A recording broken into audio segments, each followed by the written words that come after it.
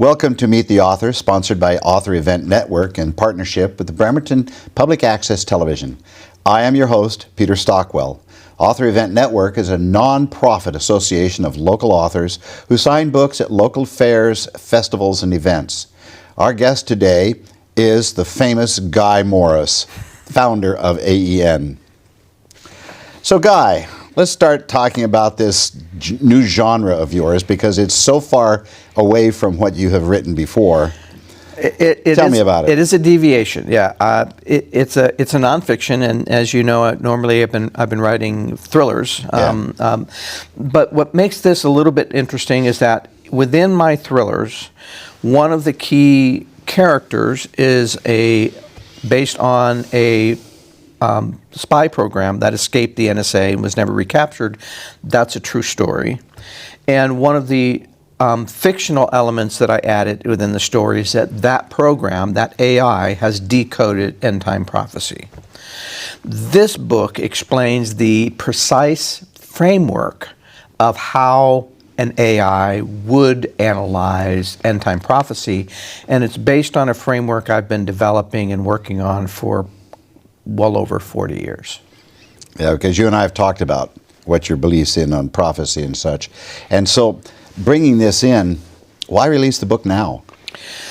Well, you know, that's a good question. I didn't really want to. There was a part of me that I didn't want to get into arguments with people who believe strongly one way or the other. I felt like it was important for me to document that within the fictional story, that there's a factual foundation for those fictional claims. And I was in between the two. You know, the last thriller took a lot out of me emotionally. And there was a part of me that has been feeling compelled to say, well, I'm going to take a break and I'm going to write a couple of the nonfictions that I've been wanting to get out the door. So this is the first of two that'll get published this year, nonfictions. And as I'm going back to the fictional series. But it's also important, I think, because of what's going on in the world. Things are moving fast. There's an anxiety that many of us have watching the news every night. Yeah. There's a collapsing of geopolitical systems, economic systems, cultural, social, spiritual, religious systems that is unlike anything either of us have seen in our lifetime. And they do have some historical precedents, but even then it's outside of historical norms. And so this was, I felt that it was time to release this because I wanted more people aware of what they're watching and what it means and how it relates to the larger picture of prophecy and world events and how it should impact them in terms of making personal choices. So these key themes that you're putting into the book might go against some of the religious backgrounds of various religious organizations and groups and people? The themes of the fictional series, absolutely. I say that I'm an equal opportunity offender. I offend political posture, I offend technology and science, and I offend religious people as well. And because there's falseness in all of those systems. And I'm trying to, the themes of the books and themes of this one is, what's the real truth behind all of the hype and all of the propaganda and all of the dogma and all of the things that turn people off and make them discount this topic entirely?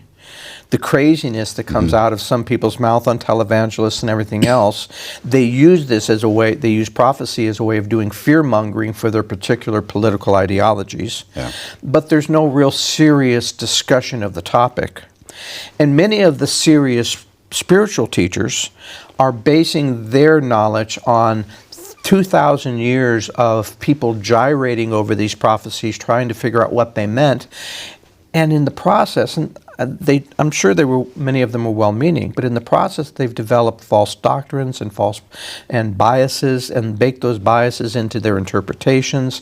And I find that when you talk to them about what's really going on in the world today, they miss the point entirely because they're so focused on interpreting the allegory and the hidden meanings behind the allegory based on ancient history that they forget to look at the outcomes and how it correlates to real events on the news. And so this started as a way of my frustration with teachers in prophecy and the things that I could see that didn't line up for me as an analytical, anal, retentive nerdzilla. And so when I realized that there was too many variations in what they taught, there were too many biases and false premises of how they taught it, there was a point in time when I decided that if I really wanted the truth of what prophecy meant, I would have to figure it out myself. So what key themes do you think you are presenting to people now that will offset what has been put out in the world? Well, there's 7 principles I point out in the framework. So the book will talk about a number of things. What inspired the framework, the principles that went behind developing it, the actual steps of the framework, and then I apply the framework to probably over 100 different prophecies. So some of the key principles are, one of the mistakes is that prophecy is not about predicting the future. It's about interpreting the present through the right context and lens to understand the meaning of what's going on. Most prophecy teachers have made that mistake for thousands of years of trying to develop this timeline and the sequence of events and what this is going to mean, and this character is the UN and he rules over the entire world. And they get it wrong because they were trying to predict the future. Prophecy is about interpreting the present through the right lens, because only people in the present day, only people in the day where the prophecies are being fulfilled have the context to understand what it's saying. The second one, which is that there's no particular sequence of events that is defined. It's kind of, we have to kind of take it as it comes. We have to look at what's already completed to determine what might be left. And the other thing is that the allegories, the most prophecies, and this was the first thing that really struck me, and this started with a National Geographic article. And the National Geographic article dealt with the loss of fish stocks in every fishing ground around the world, all major oceans around the world. Fish stocks were down by over 30%. That triggered something in my head that said there was a prophecy about that. There was one of the 7 trumpets. That the allegory was that a flaming rock would fall from the sky, and lo and behold, a third of the oceans would be polluted, and a third of the fish would die. Well, the allegory never happened. But there was factual evidence that we had the ocean pollution and the loss of life that amounted to completing this prophecy. Now, if you look at the geological record, I have to go back 25 million years to find another occurrence of 25% over a third of the loss of the fish of the sea. And I started thinking, well, maybe the allegory is just stage setting. Maybe it's just something to say, for the prophet to say, I don't know how this happens, but something happens, and then this is the outcome. And then I went back and I read the other seals and the other trumpets and other prophecies, and I found the same pattern, that there's allegory mixed with outcomes or attributes. And if I could follow just the attributes, the outcomes, I could correlate those to real events, determine whether this was complete or not, mostly ignoring the allegory. That was the other key principle that came out of all of this analysis.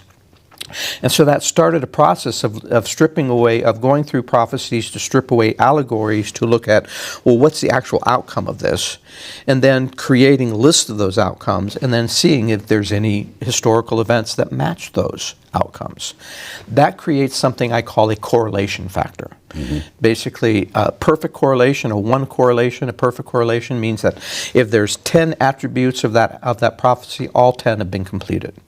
If there's only 6 or 7 of them, it's probably either not a completion or maybe it's still in progress. Put that aside. So it gave me a repeatable process to go through and debunk when people said, this is the fulfillment of prophecy. And then I could look at what they're looking at, and then I could look at the prophecy, I could say, no, it's not. It only has 0.4 correlation factor to those attributes. And so it allowed me, which was one of the things I originally wanted to start by doing, I wasn't sure when I saw all of these inconsistencies and prophecies, the natural Thomas the Doubter in me said, well, none of it's true. It's all metaphorical for the good versus evil. It's all allegorical. It's all ancient, it's all religious, theological, blah, blah, blah. But it has no real relevance on the world we're living today, in spite of the fact that a lot of people kept saying, and a lot of preachers kept saying it did. So I was either going to decode it or debunk it. Now, the process of coming up with correlations was a great step towards debunking, and I wound up debunking a lot. But what I found that I didn't expect is I found more, just like the 7 seals or the 7 trumpets, that one, I found that 5 of the 7 seals are already complete. 6 of the 7 seals are already complete. 5 of the 7 trumpets are already complete. I was able to decode the dragons of Revelation, the beasts of Revelation, the 7 churches in Revelation, the mark of the beast, image of the beast, and even the man of lawlessness. Now, there's some things I don't correlate because one of the principles is we don't predict the future, right, and we don't validate things that occur in heaven. Wherever it is. Wherever it is. If it's not happening here, I have no validation to correlate it. So it may have meaning and it may have spiritual meaning, but I don't count that in terms of the mathematics to say where are we. And so the process was, there were some other characteristics about biases. The other thing that we had to do in order to understand was to remove some of our traditional biases, historical biases, national biases, racial biases, religious connotation biases. We have layers of biases that have gone into the interpretations of these events. And that leads to some people saying, the Pope is the Antichrist. The Ayatollah is the Antichrist. Obama is the Antichrist. And there's absolutely no correlations. If you look at the actual outcomes and attributes we're supposed to track, they don't match. And so it allowed me to start saying, well, who does match? What does match? How far are we? Is this real or is it just imaginary? Now, the next step in that process was to say, for each of those correlations, what's the probability of that occurring? Some prophecies I found, I was able to categorize prophecies. I initially did actual factual information, digging out geological information, and did actual calculations. And I had to get a computer. I had to build a computer program to do that. I later, over time, in doing more of these and more of these, when I didn't have access to that same complex computer program, I found that I could summarize the probabilities of prophecies occurring into 3 categories. One is the extremely rare, like the fish dying, a third of the fish dying. It's happened before, but not for the last 25 million years. Or it's happened before, but in normal human history, we only have 6,000 years of written human history. So we basically, if it's happened before, it's how many times in 6,000 years.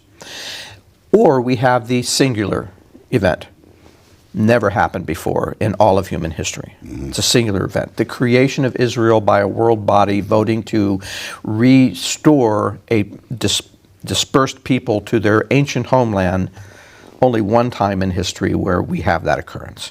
That's if you take that, that's 1 over 6,000. That's essentially a 0.0002 probability. Yeah. Basically 1 in a million. So who are you targeting as an audience for this book? Because there have to be certain people that you hope read this and maybe get a clear understanding of what you're There's 2 people, I think. And as I said, this was more of a book that I wrote out of obedience to the topic and the study. But I hope that a couple of people read this. One is, I hope there are Christians who are serious about understanding what the Scriptures actually say and debunking false teachings and doctrines, so that they will understand exactly how close we are. And to summarize that for you, when I do the cumulative probability of all the events and things I've correlated, and the cumulative probability, the third type of probability is the most common, and it's important to understand this. Binary. It's a flip of the coin. Yes, all of the attributes are complete, but these things have happened before. We can't really say if it's worse or better than it was. And I take the typical example of the ones that we all talk about, the moral corruption in America. You know, people are selfish and they're self-centered and they disobey their parents and they do all these things. And I had teachers telling me it describes our culture perfectly. But I can't say that we're any more or less immoral than the Roman Empire, Right. the Persian Empire, the Babylonian Empire, Henry VIII, the Wild West, slavery. I mean, Vegas. You cannot say that we're more or less immoral than any of those other times in history. And there's a lot, and so it's a flip of the coin. All the attributes are there, but it's a flip of the coin whether they apply to the culture right now.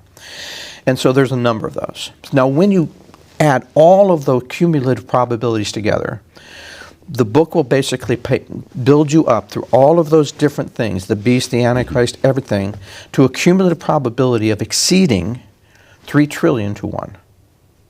And that means? That means it's so rare, it's astronomically rare. It's that the odds of us living in the last days are 1 in 3 trillion, and to have that basically reversed, it means all of those things are fulfilled.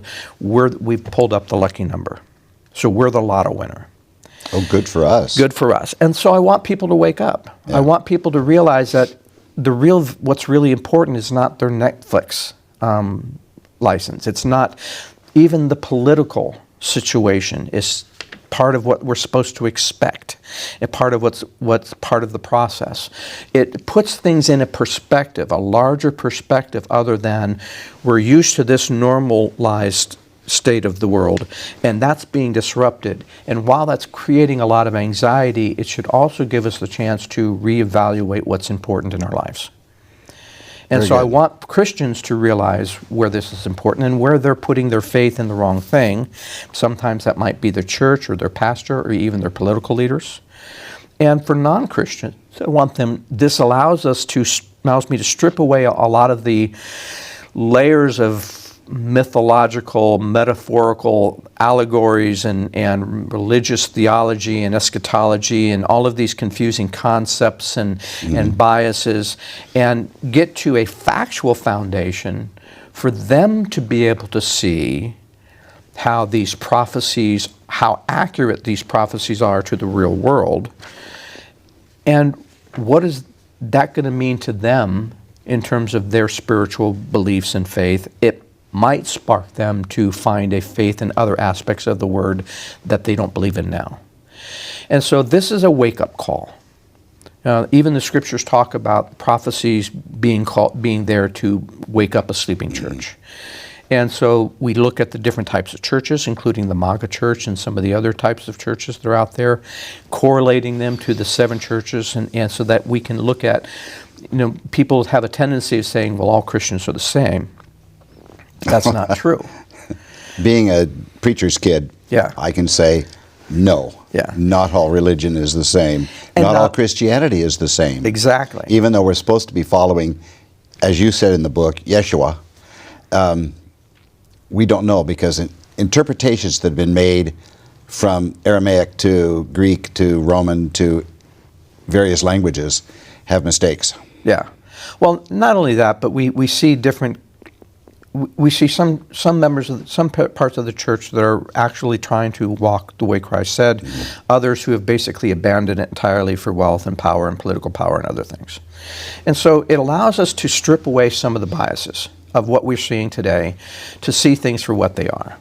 And so the purpose of the book is to hopefully wake people up to those realities and how close we are to those times, and make some choices personally. Developing the methodology, and for years the correlations were building up, but they weren't really at the point of, oh my gosh, yet, until the last few years. And in the last few years, the correlations have spiked. And so there was a sense of urgency.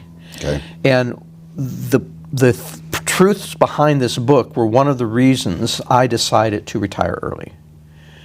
That making billions of dollars for billionaires was I had been there, I had done that, I had been successful, but now is a time for me to focus on different aspects of living and my world and my life, and rebalance my own spirituality against that constant, 80, 100-hour a week slaving for the beast. So you have the book. You've talked about the process. You've come up with basically how you've done your research. How are you going to get this out to the audience? This is probably the only book where I'm going to do very little promotion. This interview and maybe a few other things. It'll probably be a giveaway for people who buy the other series that talks about this. I'm going to be giving copies away to pastors and other people who are interested, hoping to just spark their imagination, not hoping to spark arguments. You can believe whatever you want to believe. It's not my responsibility to change you. But I've been able to, what I can say for people is, prove me wrong, and if you can't, consider repenting of your biases. And that's a good point for all of us about biases, that we maybe should question what we're thinking. Well, do you have another book coming out? I have another book coming out this year. My two nonfictions, I've decided to get them both done and get them out of the way while I was in that factual frame mode. And that one's called The AI Tsunami, A Survival Guide for Humanity. And Sunbury Press has decided to publish that. So we're just getting started in that process, but it should be out. I'm hoping it'll be out before the summer sale season, so I'll have it in the booth. So I'll have these two new books in the booth as well. Very good. Yeah. Very good. Well, I have enjoyed talking with you. I enjoy working with you. I enjoy being in the booth with you. There's a lot of interest in what we as authors are writing, and it's still nice to know that people are reading books. A few. A few. Some of them don't. Others do. And of course, there are electronic books and audio books. And we appreciate both of them. We do. We appreciate everything that's going on. So I want to thank you for being here. Thank you. Thank you for letting me be the interviewer and you the interviewee. And I want to thank all of you for watching Meet the Author and coming to meet all the AEN authors during our summer and fall event season. We actually are starting up soon, so keep an eye out for us. We are all over Seattle and Portland, and whatever you do, keep on reading.